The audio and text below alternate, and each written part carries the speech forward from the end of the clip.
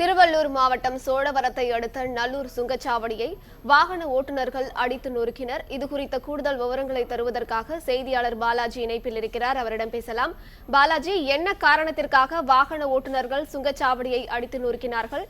போலீசாருக்கு தகவல் தெரிவிக்கப்பட்டிருக்கா?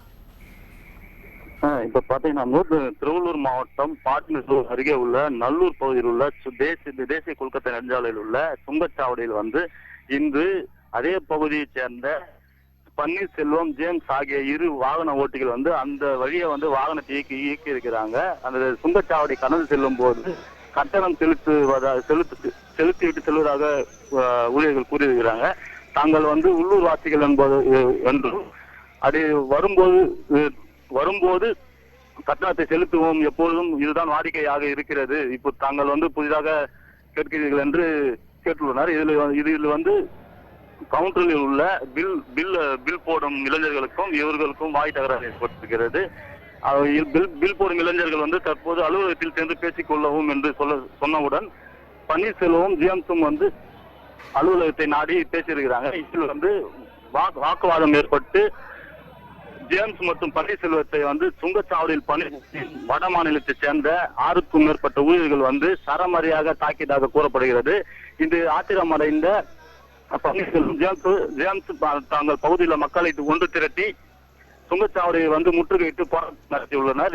இதில் சுங்கச்சாவடி ஊழியர்களுக்கும் பொதுமக்களுக்கும் பகுதி மக்களுக்கும் வாக்குவாதம் ஏற்பட்டு கைகலப்பு ஏற்பட்டுள்ளது. இதில் மேலும் இதில் இந்த சம்பவத்திற்கு இடையே கடந்த ஒரு மணி நேரமாக அந்த தேசிய கொல்கத்தா நெடுஞ்சாலையில் இருபுறமும் செல்லும் ஆந்திர மாநிலத்திலிருந்து சென்னை செல்லும் வாகனங்களும், சென்னையிலிருந்து ஆந்திர மாநிலம் நோக்கி செல்லும் பேருந்துகள், லாரிகள், மினி வேன்கள், இருசக்கர வாகன ஓட்டிகள், பொதுமக்கள் என சுமார் ஒரு மணி நேரத்திற்கு மேலும் சுங்கச்சாவடியில் காத்திருக்க வேண்டியிருக்கிறது. இதில் ஆத்திரமடைந்த பொதுமக்களும் வாகன ஓட்டிகள் சுங்கச்சாவடியை அடித்து நொறுக்கி இருக்கின்றனர். இது போன்று ஏற்கனவே கடந்த ஒரு 4 மாதத்திற்கு முன்பு சோழவரம் பகுதியில் உள்ள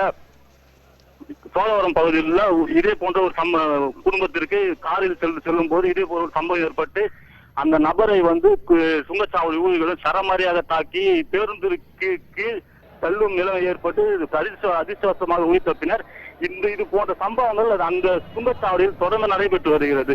இது குறித்து சோழவரம் காவல்துறையினர் சம்பவம் நடக்கும் போது மட்டும் கண்டுகொள்வதாகவும், மீதி நேரங்களில் அந்த சுங்கச்சாவடி கண்டுகொள்ளாமல் விட்டு வருவதாகவும், மேலும் இது சுங்கச்சாவடியில் அருகே உள்ள செங்குன்ற பகுதியில் உள்ள குண்டர்களை வைத்து இந்த சுங்கச்சாவடி நடத்துவதாகவும் பெரிய அளவில் குற்றச்சாட்டு இருக்கிறது. மேலும் புறம் இருக்க அந்த சுங்கச்சாவடியில் கட்டண வசூல் அதிகமாக கொள்ளையடிப்பதாகவும் வாகன ஓட்டிகள் தெரிவிக்கின்றனர். இந்த நிலையில தற்போது இருபுறமும் பேருந்து போக்குவரத்து முற்றிலும் பாதிக்கப்பட்டு சுமார் ஒரு மணி நேரத்திற்கும் மேலாக பாதிக்கப்பட்டிருக்குது. பொதுமக்களும் சாலை மறியலில் ஈடுபட்டிருக்கிறாங்க. மேலும் போலீசார் சோழவரம் போலீசார் பொதுமக்களையும் வாகன ஓட்டிகளை சமரசம் செய்யும் பேச்சுவார்த்தையில் ஈடுபட்டிருக்கிறாங்க. இதுல பாத்தீங்கன்னா சுமார் 6-7 பூத்துகளுக்கும் மேலாக சேலம் அடைவதற்கு கண்ணாடி குறைக்கப்பட்டிருக்கு. உரியவர்கள் மீது தக்க நடவடிக்கை, வட மாநிலத்தைச் சேர்ந்த உரியவர்கள் மீது தக்க நடவடிக்கை எடுக்கும் பட்சத்தில் எடுக்கவில்லை என்றால் தங்கள் போராட்டம் தொடரும் என வாகன ஓட்டிகளும் பொதுமக்களும் தெரிவிச்சிருக்கிறாங்க.